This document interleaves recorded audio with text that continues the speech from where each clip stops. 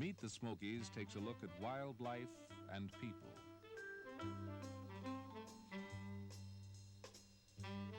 With people such as Michael Pelton, research biologist from the University of Tennessee. Ellis Bacon, a man who studies the personalities of bears. And Arthur Stupka, the first naturalist in Great Smoky Mountains National Park. Art Whitehead, park ranger, is concerned about people and animals.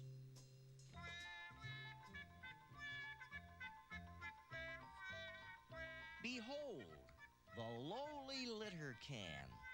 You will find it throughout the park, a tribute to the orderly man. But trouble begins after dark.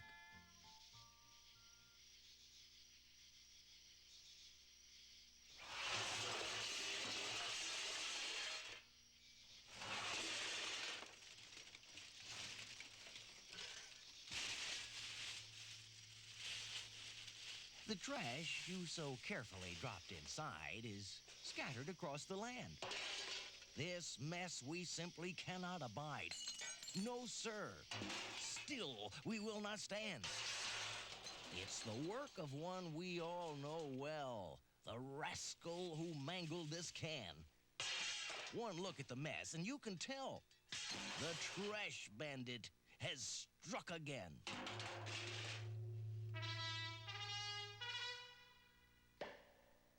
The call goes out.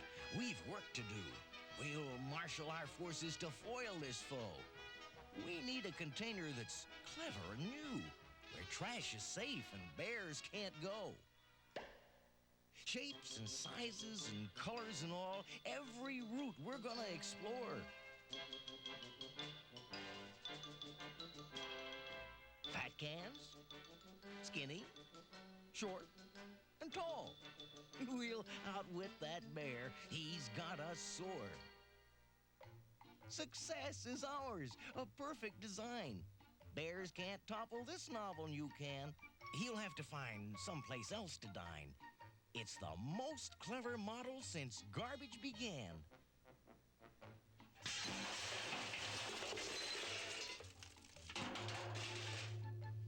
You all know about the best laid plans, how they sometimes go astray. The thoughts of a bear are not like man's. His success was out of our reach that day. So it's back to the engineer we go. It's one battle we're going to win. Computers have facts that bears don't know. The struggle is on. It's bear against men. Bet he'll get a bang out of this can. Off to the high country he goes. Or maybe we could better enforce our ban with a smart little rap on the nose. Hooray! This is it. We've done it at last. Pardon us while we crow. Our problems and failures are all in the past.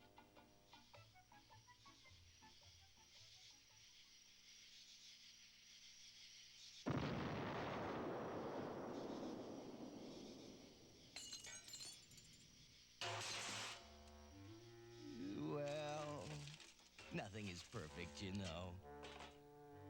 Okay, this is war, and all is fair. We'll hide our can in a clever disguise.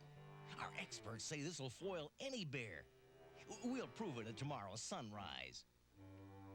'Twas a long night for all park rangers. Sleep was terribly hard to find. This can must face unknown dangers, and it worried their sleepless minds. But morning brought congratulations.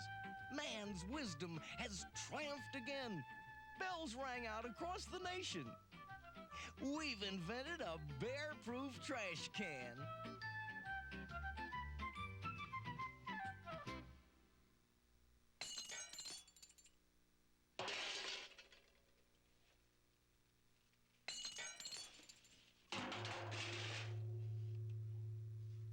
One of our major concerns right now in the park is this particular relationship, man and the bear. People are concerned about bears. In fact, the philosophy has even been expressed that parks are for people and not bears. Well, I'm convinced that this is not true. I feel like that a park is a natural system and that bears belong in that system, and that any way we can make the two compatible, this will be better for both. Our particular research involves the behavioral aspects of black bear and people and when they get together, and simply learning more about the natural history of the black bear in the Great Smoky Mountains National Park.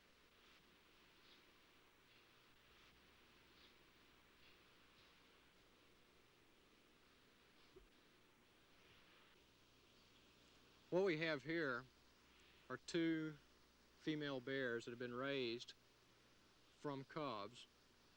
These bears were obtained in the national park after the sow was driven off and presumably killed by hunting dogs. We have an unfortunate stereotype that these animals are very cuddly and you can go up and pat them on the head. These animals, even though I've raised them for the last 3 years, are not affectionate toward me. They're just mutually tolerant. They allow me to enter the cage and to work with them, although I really at any time cannot completely trust the animal.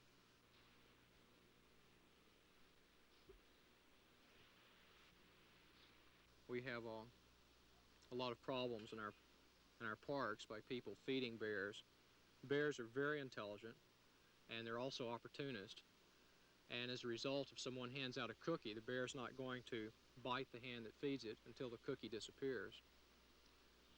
They're extremely strong. This causes a lot of damage to people, that they think an animal, a black bear, after all, is smaller than a grizzly, and that it couldn't be that strong. This is one of the strongest animals I've encountered.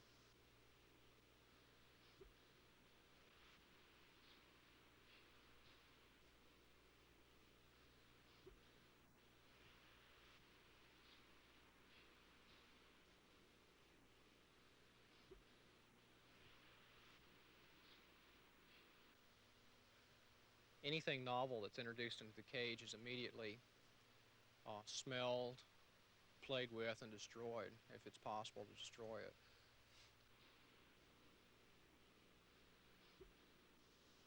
Since I've raised them, I'm, at this point, one of the few people who can enter the cage without either one of these animals being very aggressive.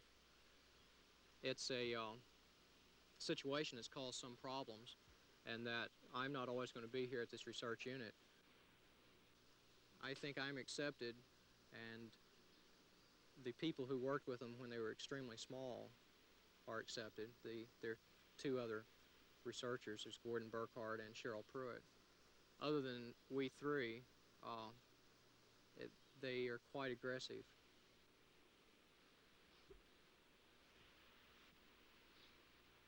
The color vision test is a two-choice discrimination.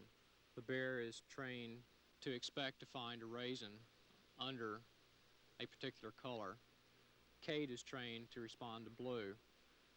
That means that when she sees a blue cup, she has been trained to expect a raisin under that cup and not to expect a raisin under any other color. The cups sit on plywood boards that have a hollow well routed out, and in these wells are placed raisins, and these raisins are covered by a screen. We're testing the blue against the green. Also, the blue has been tested against a series of grays, a series of reds, and a series of yellows. The other bear was trained positively to green, and she was tested in her ability to discriminate greens against reds, grays, and blues. The black bear has remarkable retention. Kate can remember a discrimination close to a year.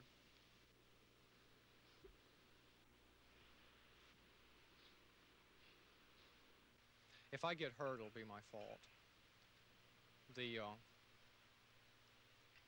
Since I've worked with them so long, if they actually did injure me, it would be my fault, and it's exactly the same situation with wild bears. People who are injured by wild bears, it's either their fault or a fault of some other human who's been either teasing or feeding the animal. humans have a tendency to walk into situations and then not accept the blame for their actions.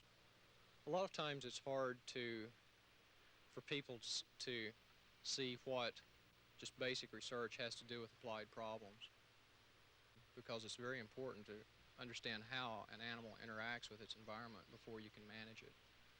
You can know the numbers, but until you know exactly how the individual animals interact with themselves and interact with the environment, then you still are going to have problems in both preserving and managing. Some of the research that we're involved in at the University of Tennessee here in the park regarding the black bear involves how do we get people and bears together so that people can enjoy bears and the bears do not become problems to the people. We recognize that this park is a refuge for the black bear, essentially in the southeastern United States. I'd say there's not a higher population anywhere in the east. What factors about this park provide such an ideal refuge? In order to approach a problem like this, we need to find out how many bears really are here. The Smokies is laced with over 700 miles of trails, and we hike 180 of them every 2 weeks, beginning in June and lasting until August. By looking for bear sign and then relating this to our density figures, we can use these index trails to delineate any changes that the bear population might be going through. One of the things that we've found out about this population, and perhaps any bear population, is that it's not a real stable population. It can fluctuate from year to year or from 2-year or 3-year periods to the next 2- and 3-year periods. We found that the availability of fall food is extremely important in the life history of this animal in the park. Acorns and hickory nuts are essential foods for this bear's livelihood. When you have a failure of this particular kind of food in the fall, the bears begin to move. And when they move to the extremities of the park, to the boundaries and outside, and generally because of poaching pressure from surrounding areas, they do not return. In situations like this, the population declines rapidly, and it takes another year, 2 years, maybe even 3 for it to come back up again. We've found, for instance, that we can hardly keep up with the adult male bears. They're capable of moving extremely long distances in a very short period of time, so that a bear in Cades Cove causing trouble is quite capable of moving many miles to the Klingman's Dome Road and doing the same thing. However, we're finding that the ranges of young bears and females is pretty much restricted to very local areas. And this is interesting to us in terms of this park acting as a refuge, an area for breeding and protection of the females and the young. Many people get the impression that once an area is declared a national park, the animal life thereafter will increase due to protection that it receives. But to show that that can be quite the reverse in some instances, we'll take 3 examples in Great Smoky Mountains National Park: the woodchuck, the wild turkey, and the deer. In pre-park days, the woodchuck was a fairly common animal due to the fact that it inhabited the clearings which the mountain people had made here and there along the periphery of the park and in what later became Great Smoky Mountains National Park. The woodchuck is an animal that prefers open lands, meadows particularly, and there were so many of these clearings that the woodchuck was really a fairly common animal. But then the park came on the scene. The mountain people had to move. The clearings that had been there grew up, and finally forest took over. The habitat had changed to such an extent that it was no longer the type of situation that the woodchuck preferred, and the woodchuck today is much less plentiful than it was in the days when the mountain people lived in this area. In the case of the turkey, I venture to say that there are fewer turkey today in Great Smoky Mountains National Park than when I arrived here 38 years ago, due to the fact that we are protecting not only turkeys in Great Smoky Mountains National Park, but we are protecting all the predators of the turkey, and I refer to the natural predators, like the fox and the bobcat particularly, and also animals like opossums, skunks, and so forth, who might prey upon the eggs if they find a nest of eggs of wild turkey. All these animals are protected now, and consequently, since we are protecting predators as well as the prey, the turkey has kind of a rough time of it and is not increasing for the most part. As far as the deer is concerned, deer are not found in great numbers. In fact, mostly they are rare or absent in a mature forest. They are animals who feed upon the growth that comes in after disturbance, like logging or burning. And since we don't permit logging, and since we stop burning at every opportunity, we are destroying the habitat which deer most prefer in a region like Great Smoky Mountains National Park. Of course, I'm not advocating that we not fight fires, but the fact remains, if we fight all the fires as they come, we are worsening the situation for deer. Of course, Cades Cove is an exception. There are many deer in Cades Cove, but remember, Cades Cove is a National Historical Site within the National Park. We are emphasizing the historical aspect instead of the natural history aspect in Cades Cove. And since we are encouraging large herds of cattle to graze and keep the area open in Cades Cove, we are continuing to have an environment that is suitable to deer. But it's rather unusual when one goes through a national park to see large herds of cattle. But there is a reason for it, of course, in Cades Cove, where we're trying to perpetuate a historical site, such as was there 50 and 100 years ago. So here are three animals who are present in fewer numbers, for the most part, than they were prior to park days. You know, we have an animal here in the park that the National Park Service is really quite concerned about, and that's the European wild hog. This animal was first sighted in the park in the early 50s. It was actually released into the mountains of North Carolina back in the 20s. It's a large animal, and in areas surrounding the park, it's classified as a game species, and it's actually try to propagate it for that particular purpose.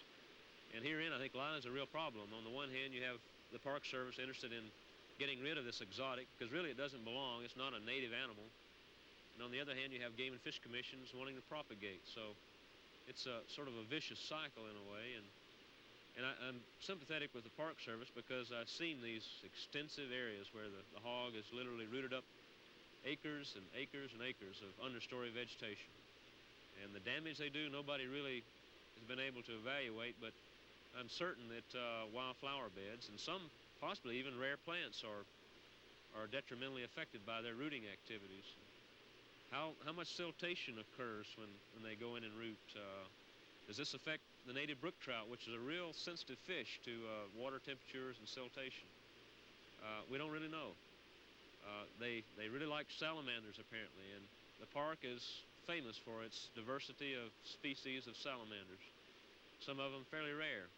What effect are they going to have on salamander populations when they move into a wet seep and root it up and grub out salamanders?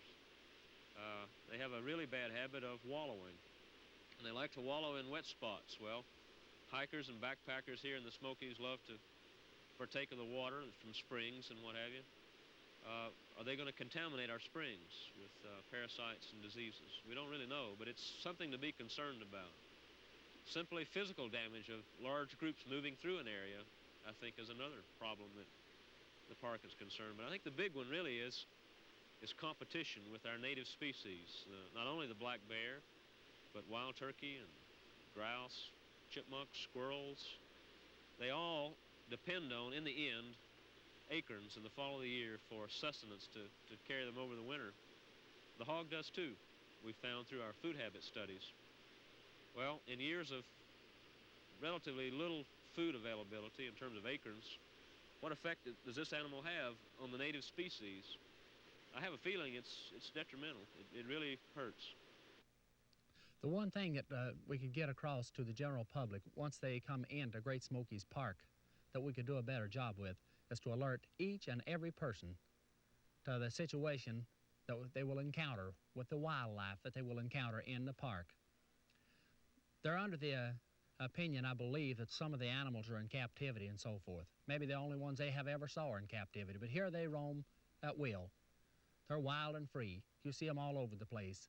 After sundown, you see numerous skunks. You see the opossum, you see the raccoon, you see the white-tailed deer, the black bear, the bobcat, numerous birds and so forth.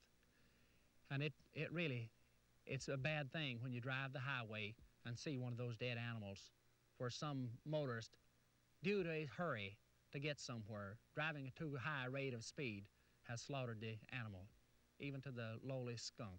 I don't hit anything. The box turtle, the frog, or whatever he is, I drive around him, I let him go. I leave him for the next person to see.